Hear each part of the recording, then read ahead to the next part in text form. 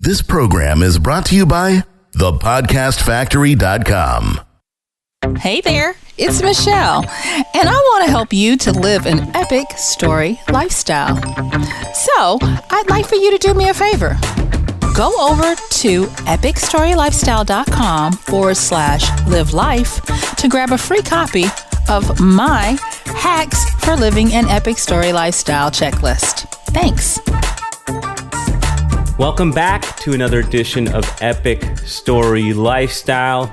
Here I have the one, the only, the foxy Michelle Spiva. How are you?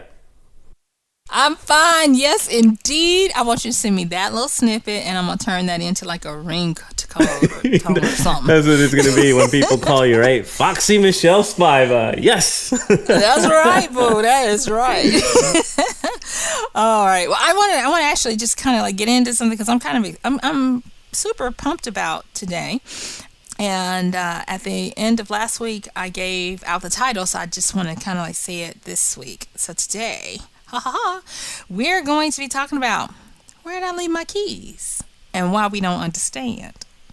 And I know it didn't make any sense, and I wanted it to kind of be all mysterious and stuff, but to me, it's really cool. So I got a little story to tell you.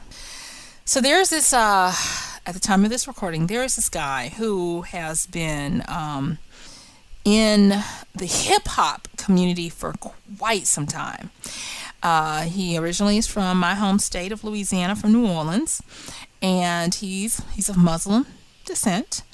But he is killing it on social media. It started out with Snapchat and moving over into Instagram and a whole bunch of other different venues, so much so that mainstream mass media is starting to pick up on it and have him come and do talks and just craziness. And so his name is DJ Khaled.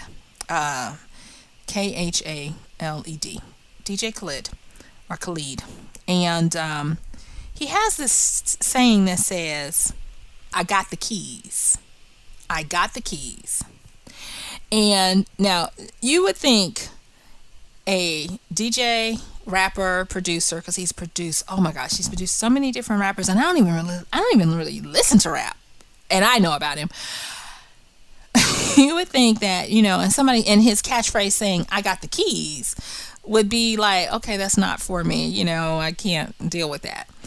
But he is fast becoming very popular with organizations like Make-A-Wish Foundation. I saw him on a commercial for Truvia and some other stuff. It is because he has this catchphrase, and he has these little wisdom nuggets where he'll say things like, they don't want you to. And then he'll say what it is, and then he'll say, but I got the keys. And so now people are like, I want to get the keys. And what he has done, I don't know if he's done it knowingly or unwittingly, he has caused people to have the right kind of healthy desire to investigate, to find out how to get stuff done. And so I think he's actually doing a renovation for the whole rap community, because it used to be where they would, my family called it flossing, meaning that you putting on airs, putting your wealth in front of people or whatever. But it used to be where people would view rappers and that kind of side of the entertainment industry as very ostentatious in their showiness of wealth, whether it was real or imagined, but they would do that. But for him, he does that. He shows people his home and all the stuff he's doing. But then what he does is he challenges them and asks them, he'll say, they don't want you to have this, but I got the keys. And he challenges them to figure out, how can I get the keys? So I said that story to say that it got me to understanding that a lot of times, when is the last time you had to ask yourself, where are my keys? What are the key nuggets of knowledge, wisdom, and understanding do I need to do what I want to do? Too many times I see people coveting, and that's an old-timey term for lusting after what somebody else wants. Last year we did a show called Goals AF, and everybody wants somebody else's stuff, but they don't necessarily want to know or want to implement how to get it. They just want the instantaneous gratification. And to me, that's a holdover from a previous time that has come to an end. In that now you do have people that their curiosity and their thirst, or there's even a slang, JR, that says stay thirsty. Yeah. Meaning that you have to have a thirst and a hunger to get it. So it's kind of like coming full circle, where you don't get stuff just because you want it. You get stuff because you figure it out and you go get it and you do what you need to. And so when I'm asking, where did I leave my keys? I want to know, what do I need to either gain, reclaim, or remember to do what I need to understand how to get what I'm trying to get in this epic story lifestyle. And there's this little kid that they showcased that wanted to meet DJ Khaled. And he actually wears a necklace with keys on it. And you see, he's got it's some kind of degenerative disease, but you would think that he would not be able to do anything. I mean, the child has he's not a child, he's 19, but he's the size of like an 18-month-old. And he wears something in his throat to be able to speak and all this, and he loves this DJ Khaled, and he's like, I got the keys. And because of that, this little guy has started having more tenacity in living his life despite his health prognosis and all these different things, so much so that he wears keys around his little neck. And so DJ Khaled met with him, and he was saying he was inspired by him, and I just thought it was amazing. So now, knowing me, I am a fox hog, so I did go on my little rabbit trail to do a little research, and I thought it was quite hilarious watching some of this guy's Snapchats. So he likes to drink tea, and he likes to take walks in his bathrobe around his garden, and he actually has a gardener who would kind of like be the same as Jimmy Kimmel's sidekick. It's crazy. But the gardener kind of like just looks at him when he's walking around in his bathrobe and his Fila flip-flops. And when he wants to, wax poetic or whatever on these Snapchats, he'll tell people, walk with me. And so he takes off walking in his garden. But there are snatches of brilliance in every one of those Snapchats. And you can tell they're very organic. They're not scripted.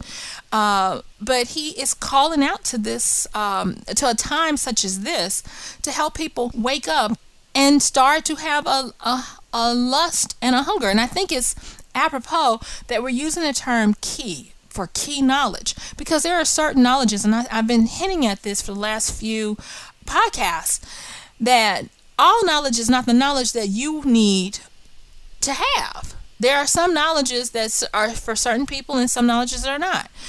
Just being a fact hog doesn't mean anything. When I did that show about being a fox hog, I talked about the hedgehog's behavior and how they learn, and a fox's behavior and how you have to have a fusion between them, because if you're just a hedgehog and all you do is just focus on that one thing that you're good at, digging or whatever it is, without having a little bit of the flourish of a fox who becomes well versed in many things, there comes a time when it becomes boring, because it's really just facts.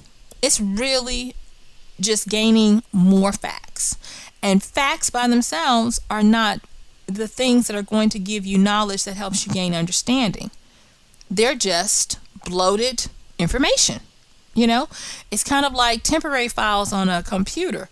Just because you encountered the file doesn't mean it needs to stay there for the rest of its life. Sometimes you got to clean out all the temporary files so that you can become refined and faster in how you process. And so for this DJ guy, I really believe that his audience, he is helping them to get all that declutter, to get all the temporary files out, and to get back to the point where they start to pinpoint focus and become very potent in their pursuit of what their keys are to make them get what they want. And I totally can respect that, so much so that it has inspired me to do a podcast about it. So now I want to move over a little bit to the deciphering of key knowledge and facts from facts, to build your best understanding. There's a book that I've also been reading called How to Read a Book. Now, this is a classic, and some of you listening probably have already read the book. Some of you maybe had it assigned. The book came out in the 1940s. I want to say 1940, and they did an update on it in 1972. And it is a tome. That thing is thick. But it, to me, is a core book that I would venture to say most of us should read, because it talks about, it focuses on books, but it talks about so much stuff that's still relevant today, some 40 plus years after the updated copy. And the analogies are dated, but they still help you to understand what they're talking about. And so they talk about facts and knowledge, and they talk about the interaction between, and one of the examples he gives is playing catch. So if you throw a ball to another person, you expect them to catch it, but then guess what you expect them to do? You expect them to throw it back to you, right? Hopefully, yeah. So what if you throw a ball to them, they catch it, and then they throw it, and it's sloppy. It either it's not strong enough to get to you, or they throw it too fast and over your head, and you gotta go run after it, chase it down, all of that. That creates for a bad, or at least not fun, interaction between you and the person playing catch, right? Well, they use this to say that you have to know I call it, they didn't say it, but I call it the Goldilocks quotient of knowledge. You got to know how much, how fast, how slow. You got to find that right little niche to be able to interact with the knowledge, the people, and the things that you want to get. And therefore, they even use the word key in the How to Read a Book, key knowledge. And I think it's great because keys do what? They unlock doors, right? And you can have a key that looks just like the next one, and one little niche, one little notch can be off, and it will not open that door, right? So, key knowledge for us in an epic story lifestyle is learning how to understand what's your Goldilocks just right information that you need to be gathering, that you need to be understanding and having at the forefront to use. And it's not, it sounds easy, but this implementation can be tedious, because in another episode I talked about having database knowledge. There's a lot of knowledge that you need to have that you probably won't use for certain things. But, and I'm going to go back to that book you talked about, that you sent to me, J.R. Curious. In that book, they talked about how if your kids ever ask you, why will I ever need to know this knowledge again? It's not because it will probably come up the exact way they learned it, but it will inform the way your brain uses knowledge to connect. And I like the fact that in the book Curious, they talked about how we really kind of don't have to worry about artificial intelligence creeping up on us as long as our brains behave the way they do, because our brains don't behave like a computer. They don't just process data. Our brains make relationships between data. And the brain can make a totally different combination of relationships using the same data to an infinite amount of times, meaning that we can have changes in perception and perspective and thoughts and beliefs. Think how different that is from just churning through a lot of data. Usually, a great computer or a great artificial intelligence should come up with a consistent outcome. If you put 1 + 1 = into a computer, it should give you back what? 2, right? Well, if you give that to a kid or somebody, even even an adult, they can say 2, but it depends based on different factors, And so our brains are different in how we interact with information. We build relationships. And with these relationships, instead of it just being facts for the sake of facts, we have to learn how to get the best keys to unlock the best data at the right time, like a Goldilocks, finding the just right combination. And so the thing that I want to say is this: understanding is not based on a lot of information. And this is me talking to myself, because I used to, and I think for the most part it's become a habit. I am a voracious collector of facts.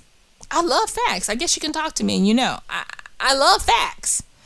But now I am learning to upgrade my understanding that it is not the facts that matters. It is understanding and classifying the facts as to what is key knowledge and what is a fact that's nice to have.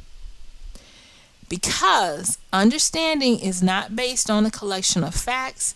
It is based on our ability to be able to decipher and use key knowledge from our repository of facts when we need it.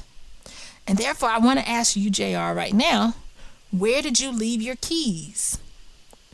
What are the key facts that you need right now to do what you want to do for your immediate and interim goals, if you will? And I ask, and you guys, and this is rhetorical. I know I'm asking JR this, but it's kind of rhetorical.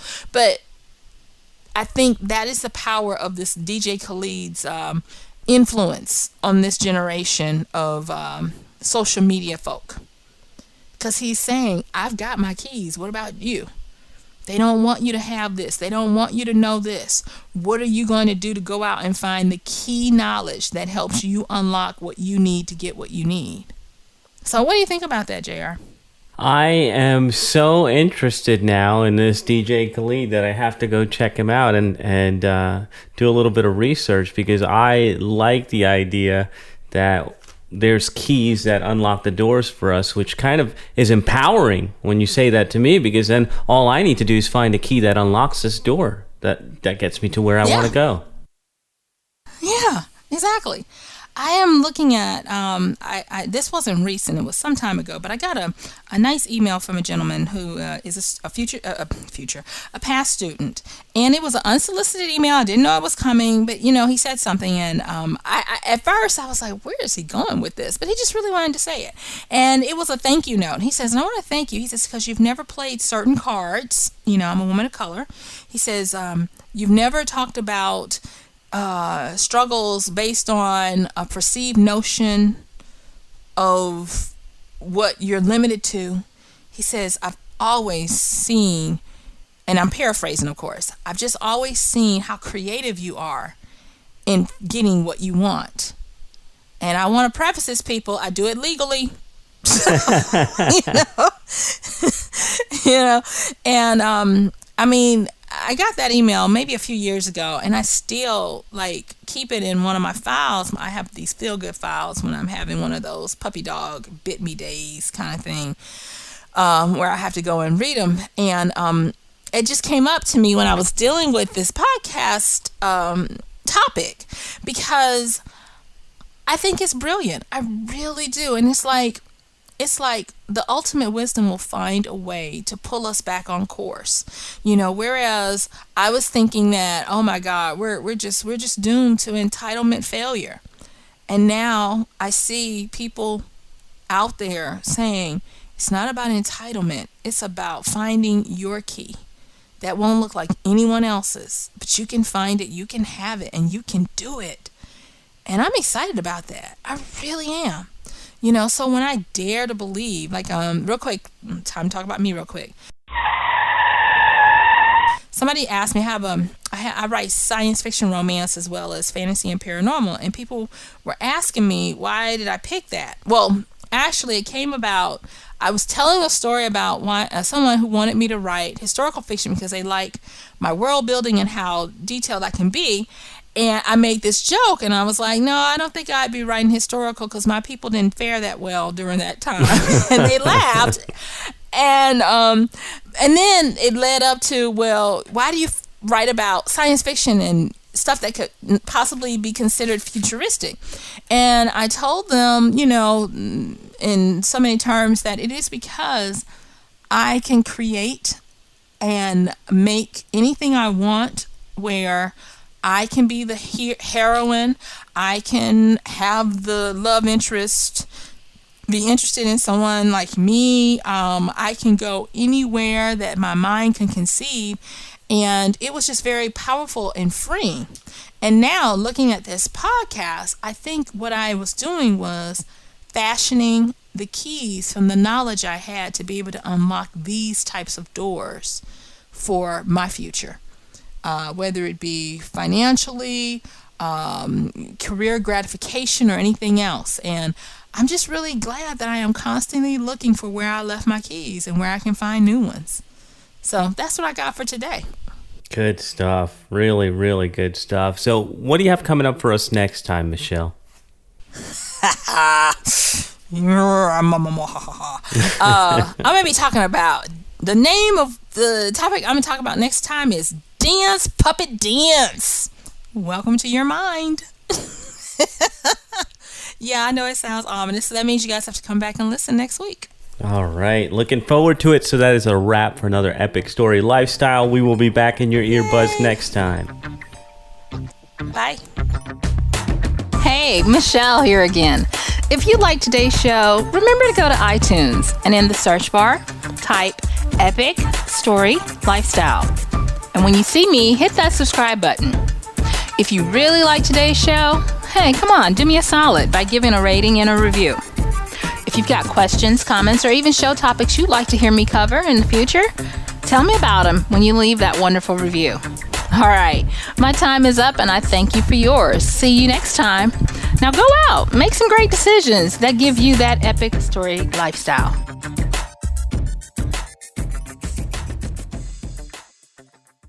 This is the podcastfactory.com.